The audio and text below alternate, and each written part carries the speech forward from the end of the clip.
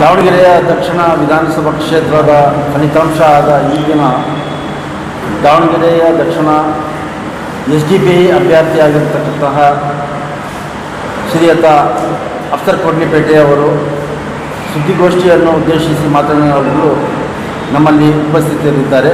ಈ ಸುದ್ದಿಗೋಷ್ಠಿಯಲ್ಲಿ ದಾವಣಗೆರೆಯ ನಗರದ ಉಪಾಧ್ಯಕ್ಷರಾಗಿರ್ತಕ್ಕಂತಹ ರಿಯಾಜ್ ಅಹಮದ್ ಸಾಹೇಬರು ಮತ್ತು ದಾವಣಗೆರೆ ಸಮಿತಿಯ ಸದಸ್ಯರಾಗಿರ್ತಕ್ಕಂತಹ ಇಸ್ಮಾಯಿಲ್ ಜಬೀವುಲ್ಲಾ ಅವರಿಗೆ ಸ್ವಾಗತವನ್ನು ಬಯಸುತ್ತಾ ಹಾಗೂ ನಿಮ್ಮ ಬಂಧುಗಳಿಗೆ ನಿಮಗೆ ಎಲ್ಲರಿಗೂ ನಾವು ಸ್ವಾಗತವನ್ನು ಕೋರುತ್ತಾ SDPIಯ ಅಭ್ಯರ್ಥಿಯಾಗಿರ್ತಕ್ಕಂತಹ ಅಫ್ಸರ್ ಕೊಡ್ಲಿಪೇಟೆ ಸಾಹೇಬರು ರಾಜ್ಯ ಪ್ರಧಾನ ಕಾರ್ಯದರ್ಶಿ ಅವರಿಗೆ ನಾನು ಈ ಸುದ್ದಿಗೋಷ್ಠಿಯನ್ನು ಉದ್ದೇಶಿಸಿ ಮಾತನಾಡಲು ಆಹ್ವಾನಿಸುತ್ತೇನೆ. ನಮಸ್ಕಾರ, ಗುಡ್ ಈವ್ನಿಂಗ್. ಮೇ 4 ಶಹೀದ್ ಮಿಲ್ಲತ್ ಟಿಪ್ಪು ಸುಲ್ತಾನ್ರವರು ತನ್ನ ಸ್ವಾಭಿಮಾನಕ್ಕಾಗಿ ಮತ್ತು ಈ ದೇಶಕ್ಕಾಗಿ ಹೋರಾಟ ಮಾಡುತ್ತಲೇ ರಣರಂಗದಲ್ಲಿ ಹುತಾತ್ಮರಾದ ದಿನ. ಇದೇ ದಿನ ದಾವಣಗೆರೆ ದಕ್ಷಿಣ ವಿಧಾನಸಭಾ ಕ್ಷೇತ್ರದ ಸ್ವಾಭಿಮಾನಿ ಮತದಾರರು ಗೆಲುವನ್ನು ಸಾಧಿಸಿದ ದಿನವಾಗಿ ಇತಿಹಾಸದಲ್ಲಿ ಇದು ದಾಖಲಿಸಲ್ಪಡ್ತದೆ.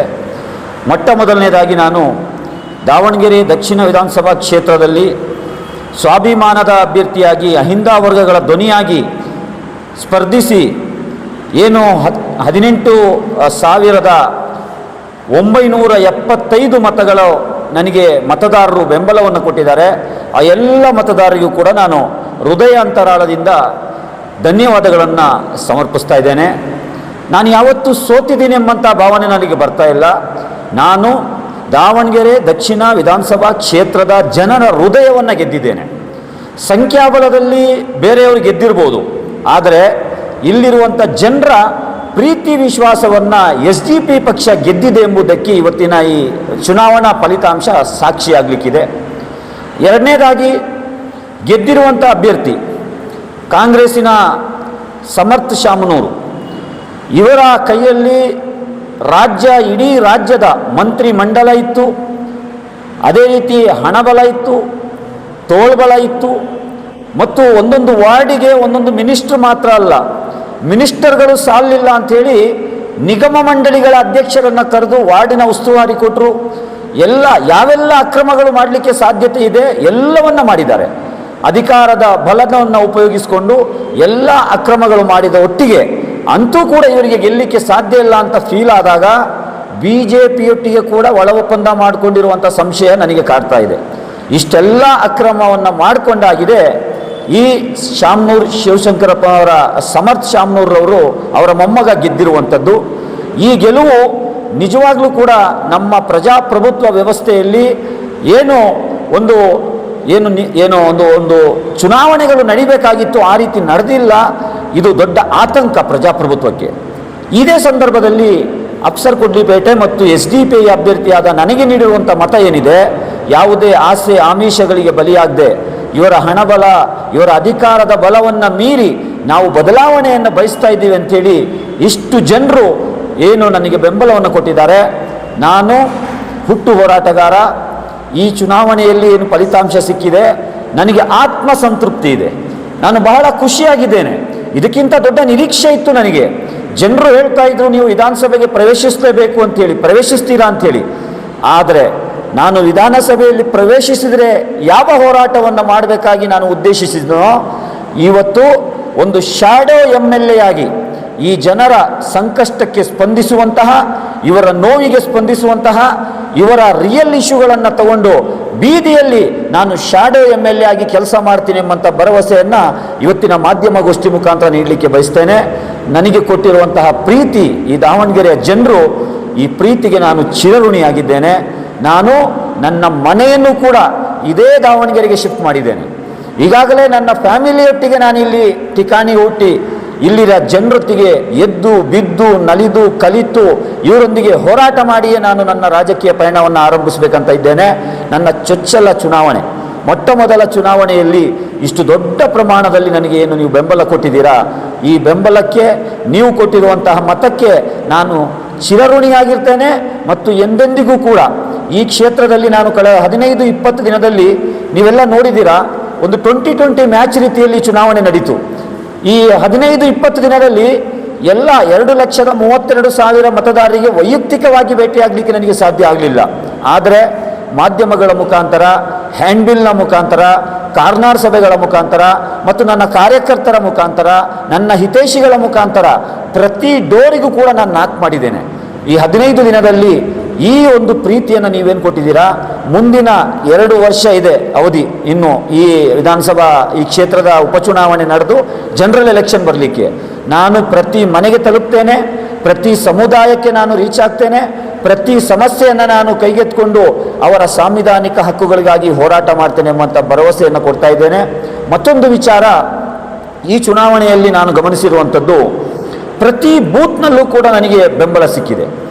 ಜಾತಿ, ಧರ್ಮ, ಮತ ಭೇದದ ಹೊರತಾಗಿ ಜಾತ್ಯತೀತವಾಗಿ, ಪಕ್ಷಾತೀತವಾಗಿ, ಸಂಘಟನಾತೀತವಾಗಿ ಈ ಕ್ಷೇತ್ರದ ಅಭಿವೃದ್ಧಿಯನ್ನು ಬಯಸುವಂತಹ ಮತದಾರರು ನನಗೆ ಬೆಂಬಲವನ್ನು ಏನು ಕೊಟ್ಟಿದ್ದೀರಾ, ನಾನು ನಿಮಗೆ ಚಿರಋಣಿಯಾಗಿರ್ತೇನೆ. ಆದರೆ ಬೆಳಿಗ್ಗೆ ಒಂದು ಅವಘಡ ನಡೆದು ಹೋಗಿದೆ ದಾವಣಗೆರೆಯಲ್ಲಿ, ಅದು ಕೂಡ ಪ್ರಸ್ತಾಪ ಮಾಡಲೇಬೇಕು. ಈ ಅಧಿಕಾರಸ್ಥರ ಕೈಯಲ್ಲಿ ಈ ಚುನಾವಣೆಗಳು ನಡೆದಾಗ ಆಡಳಿತ ಪಕ್ಷದ ಕೈಗೊಂಬೆಯಾಗಿ ವರ್ತಿಸಿರುವಂತಹ ಕೆಲವು ಉದಾಹರಣೆಗಳು ನಮಗೆ ಕಾಣ್ತಾ ಇದೆ. 2 ಸ್ಟ್ರಾಂಗ್ ರೂಮಿನ ಕೀಗಳು ಕಳವಾಗಿದೆ ಅಂತೆ. ಯಾವ ಯುಗದಲ್ಲಿದ್ದೀವಿ ಸ್ವಾಮಿ ನಾವು? ಇವತ್ತು ಉಪಗ್ರಹದ ಮುಖಾಂತರ ಒಂದು ಸಣ್ಣ ಇರುವೆ ಭೂಮಿಯಲ್ಲಿ ಹೋಗ್ತಾ ಇದ್ರೂ ಕೂಡ ಉಪಗ್ರಹ ಅದನ್ನು ಕ್ಯಾಚ್ ಮಾಡಿ ವಿತಿನ್ ಎ ಫ್ರಿಕ್ಷನ್ ಫೋಟೋ ರವಾನೆ ಮಾಡುತ್ತೆ. ಅಂತಹ ಕಂಪ್ಯೂಟರ್ ಯುಗದಲ್ಲಿ ನಾವು ಇರಬೇಕಾದ್ರೆ, ಅಂತಹ ಟೆಕ್ನಾಲಜಿ ಯುಗದಲ್ಲಿ ಇರಬೇಕಾದ್ರೆ 2 ಸ್ಟ್ರಾಂಗ್ ರೂಮಿನ ಕೀಗಳು ಕಾಣೆಯಾಗಿವೆ, ಸಿಗ್ತಾ ಇಲ್ಲ ಅಂತ ಹೇಳಿದ್ರೆ ಇದನ್ನು ಯಾರಾದರೂ ನಂಬೋದಾ? ನನ್ನ ಮಾತಲ್ಲ, ಜನಮಾನಸದಲ್ಲಿ ಇವತ್ತು ಚರ್ಚೆ ಇದೆ. ಹಾಗಾದರೆ ಆ 2 ಸ್ಟ್ರಾಂಗ್ ರೂಮಲ್ಲಿ ಇದ್ದಂತಹ EVMಗಳ ಏನು ವಿಚಾರಗಳಾಗಿದೆ, ಇದು ಕೂಡ ಒಂದು ಚರ್ಚಾ ವಿಷಯವಾಗಿದೆ. ಇವತ್ತಿನ ಕೌಂಟಿಂಗಲ್ಲೂ ಕೂಡ 4 EVM ಮಿಷಿನ್ಗಳಲ್ಲಿ ಸಣ್ಣ ಪುಟ್ಟ ತಾಂತ್ರಿಕ ಕಾರಣಗಳು, ದೋಷಗಳು ಉಂಟಾಗಿತ್ತು. ಲಾಸ್ಟಿಗೆ VVPAT ಮುಖಾಂತರ ಅದನ್ನು ಕೌಂಟಿಂಗ್ ಮಾಡಲಾಗಿದೆ. ಇದೆಲ್ಲವೂ ಸಂಶಯಕ್ಕೆ ಎಡೆ ಮಾಡಿಕೊಡ್ತಾ ಇದೆ. ಎನಿವೆ, ನೀವು ಏನು ಮಾಡಿಕೊಂಡ್ರೂ ಕೂಡ ಜನರು ಇದನ್ನೆಲ್ಲವನ್ನು ಗಮನಿಸ್ತಾ ಇದ್ದಾರೆ. ನಿಮ್ಮ ಎಲ್ಲ ಏನು ಸುಮಾರು 500 ಕೋಟಿ ರೂಪಾಯಿ ಚಲಾವಣೆಯಾಗಿದೆ ಅಂತೇಳಿ ಒಂದು ವರದಿ ಇದೆ. ನಿಮಗೆ ಗೊತ್ತಿಲ್ಲ, ನಾನು ಚುನಾವಣೆಯ ಫೈನಲ್ ಡೇ ಪೋಲಿಂಗ್ ಬೂತಿಗೆ ಹೋಗಬೇಕಾದ್ರೆ ಜನರು ನಮಗೆ ಇನ್ನೂ ಬರಲಿಲ್ಲ ಅಂತ ಕಾಯ್ತಾ ನಿಂತಿದ್ರು. ನಾನು ಅವ್ರಿಗೆ ಕೇಳಿದೆ, ಏನು ಬರಬೇಕು ನಿಮಗೆ? ಇದು ಪ್ರಜಾಪ್ರಭುತ್ವದ ಹಬ್ಬ ಅಲ್ವಾ ಚುನಾವಣೆ, ನೀವೆಲ್ಲ ವಾಲಂಟಿಯರ್ ಆಗಿ ಭಾಗವಹಿಸಬೇಕಲ್ಲ, ನಿಮ್ಮ ಕ್ಷೇತ್ರದ ಮುಂದಿನ ಭವಿಷ್ಯ ನಿರ್ಧಾರ ಮಾಡುವಂಥ ಚುನಾವಣೆ ಅಲ್ವಾ, ನಿಮ್ಮ ಮಕ್ಕಳ ಭವಿಷ್ಯ ನಿರ್ಧಾರ ಮಾಡುವ ಚುನಾವಣೆ ಅಲ್ವಾ ಅಂತ ಹೇಳಬೇಕಾದ್ರೆ, ಇಲ್ಲ ಸರ್, ನಮಗೆ ತಲಾಂತರಗಳಿಂದ ಕಳೆದ 50-60 ವರ್ಷದಿಂದ ಬಂದು ನಮಗೆ ಕೊಡ್ತಾ ಇದ್ರು, ಅವರಿಗೆ ಕಾಯ್ತಾ ಇದ್ದೀವಿ ಅಂತ ಹೇಳ್ತೀವಿ. ಯಾರು ಕೊಡ್ತಾ ಇದ್ರು ಅವರು ಕೊಟ್ಟಿದ್ದಾರೆ. ಆದರೂ ಕೂಡ 18,975 ಸ್ವಾಭಿಮಾನಿ ಮತದಾರರು ಅದ್ಯಾವ ಆಸೆ ಆಮಿಷಕ್ಕೆ ಬಲಿಯಾಗದೆ ನನಗೆ ನೀವು ಮತ ಕೊಟ್ಟಿದ್ದೀರಲ್ಲ, ಇದು ಜಿನ್ಯೂನ್ ವೋಟರ್ಸ್. ಇವರಾಗಿದ್ದಾರೆ ನೈಜ ಪ್ರಜಾಪ್ರಭುತ್ವ ಪ್ರೇಮಿಗಳು. ಇವರಿಗೆ ಬೆಲೆ ಕಟ್ಟಲಿಕ್ಕೆ ಸಾಧ್ಯ ಇಲ್ಲ. ನಾನು ಚುನಾವಣಾ ಭಾಷಣದಲ್ಲಿ ಹೇಳ್ತಾ ಇದ್ದೆ, ಅನ್ನದಾನ ರಕ್ತದಾನಕ್ಕಿಂತ ಶ್ರೇಷ್ಠವಾದ ದಾನ ಮತದಾನ ಅಂತೇಳಿ. ಇವತ್ತು ಪ್ರೂವ್ ಮಾಡಿದ್ದೀರಾ ನೀವು, ಇದು ದಾನ ಮಾಡಿದ್ದೀರಲ್ಲ ನೀವು, ನಿಮ್ಮ ಋಣವನ್ನು ನಾನು ಖಂಡಿತ ತೀರಿಸ್ತೇನೆ. ಇದೆಲ್ಲ ಏನು ನಡೆದಿದ್ರು ಕೂಡ ಎಂಡ್ ಆಫ್ ದ ಡೇ ನಾನೊಬ್ಬ ಹೋರಾಟಗಾರನಾದ ಕಾರಣಕ್ಕೆ ಸೋಲು ಗೆಲುವು ನನಗೆ ಯಾವುದೇ ಫ್ಯಾಕ್ಟರ್ ಅಲ್ಲ. ಒಂದು ವೇಳೆ ಇವತ್ತು ನಾನು ಗೆದ್ದಿದ್ರೂ ಕೂಡ ನನಗೇನು 2 ಕೋಡ್ ಬರ್ತಾ ಇರಲಿಲ್ಲ, ನಾನೇನು ಹೆಲಿಕಾಪ್ಟರಲ್ಲಿ ಹಾರುವವನು ಆಗಿರಲಿಲ್ಲ. ಗೆದ್ದರೂ ಕೂಡ ನಿಮ್ಮ ಪರವಾಗಿ ನಾನು ಧ್ವನಿ ಎತ್ತೋನು, ನಿಮ್ಮ ಪರವಾಗಿ ವಿಧಾನಸಭೆಯಲ್ಲಿ ಹೋರಾಟ ಮಾಡೋನಾಗಿರ್ತಿದ್ದೆ. ಇವತ್ತು ನಾನು ಸೋತಿದ್ದೀನಿ, ಆದರೆ ಸತ್ತಿಲ್ಲ. ಸೋತಿರ್ಬೋದು, ಆದರೆ ಸತ್ತಿಲ್ಲ. ನಾನು ಇವತ್ತು ಕೂಡ ನಿಮ್ಮ ಪರವಾಗಿ ಹೋರಾಟ ಮಾಡಲಿಕ್ಕೆ ಆ ಭಗವಂತ ನನಗೆ ಶಕ್ತಿ ಕೊಟ್ಟಿದ್ದಾನೆ. ನನ್ನ ಕಾರ್ಯಕರ್ತರ ಪಡೆ ಇದೆ, ನನ್ನ ಬೆಂಬಲಿಗರಿದ್ದಾರೆ, ನನ್ನ ನಾಯಕರಿದ್ದಾರೆ. ಮತ್ತು ನಾನು ಮೊದಲೇ ಹೇಳಿದ ಹಾಗೆ ಪಕ್ಷಾತೀತವಾಗಿ, ಸಂಘಟನಾತೀತವಾಗಿ, ಜಾತ್ಯತೀತವಾಗಿ ಭಾಳಷ್ಟು ಜನರು ನನಗೆ ಬೆಂಬಲವನ್ನು ಏನು ಕೊಟ್ಟಿದ್ದೀರಾ, ಆ ಋಣವನ್ನು ನಾನು ತೀರಿಸ್ತೇನೆ. ನಿಮ್ಮ ನಂಬಿಕೆಗೆ ಅರ್ಹವಾಗಿ ನಾನು ಕೆಲಸ ಮಾಡ್ತೇನೆ. ಮುಂದಿನ ದಿನಗಳಲ್ಲಿ ನಾವೆಲ್ಲರೂ ಸೇರಿ ಈ ಕ್ಷೇತ್ರದ ಯಾವೆಲ್ಲ ಸಮಸ್ಯೆಗಳಿದೆ, ಯಾರು ಗೆದ್ದಿದ್ದಾರೆ ಅವರಿಗೆ ಜವಾಬ್ದಾರಿ ಹೆಚ್ಚಾಗಿದೆ. ಇನ್ನು ಚುನಾವಣಾ ಸಮಯ ಅಲ್ಲ, ಬರೀ ಭಾಷಣ ಮಾಡಲಿಕ್ಕೆ ಸೀಮಿತ ಆಗಿರಬಾರ್ದು. ಕೆಲಸ ಕಾರ್ಯಗಳು ನಡಿಬೇಕು, ಕೆಲಸ ಕಾರ್ಯಗಳು ಅಭಿವೃದ್ಧಿ ಆಗಬೇಕು. ಇಲ್ಲಿರುವಂತಹ ಜನರ ಗೆಲ್ಲುವಂಥ ಸಮಸ್ಯೆಗೆ ಸ್ಪಂದಿಸಬೇಕು. ಆ ಒಂದು ಮನವಿಯನ್ನು ಕೂಡ ನಾನು ಗೆದ್ದಿರುವಂಥ ಅಭ್ಯರ್ಥಿಗೆ ಮಾಡ್ತಾ, ಮುಂದಿನ ದಿನಗಳಲ್ಲಿ ನಾವೆಲ್ಲ ಸೇರಿ ಈ ಕ್ಷೇತ್ರವನ್ನು ಯಾವ ರೀತಿ ನಾರ್ತ್ ಕ್ಷೇತ್ರ ಇದೆ ಅದೇ ರೀತಿ ಸೌತನ್ನು ಡೆವಲಪ್ ಮಾಡಲಿಕ್ಕೆ ಟುಗೆದರ್ ಆಗಿ ಕೆಲಸ ಮಾಡುವ ಸುಮಾರು 25ರಿಂದ 30 ಅಭ್ಯರ್ಥಿಗಳಿದ್ವಿ. ಇವತ್ತು ನಾವು ಚುನಾವಣಾ ಕೌಂಟಿಂಗ್ ಇದರಲ್ಲಿ ಕೂತ್ಕೊಂಡು ತುಂಬ ಪರಸ್ಪರ ಚರ್ಚೆ ಮಾಡಿದ್ವಿ, ಟೀ ಕುಡಿದ್ವಿ, ಉಭಯ ಕುಶಲೋಪರಿ ನಡೆಸಿದ್ವಿ.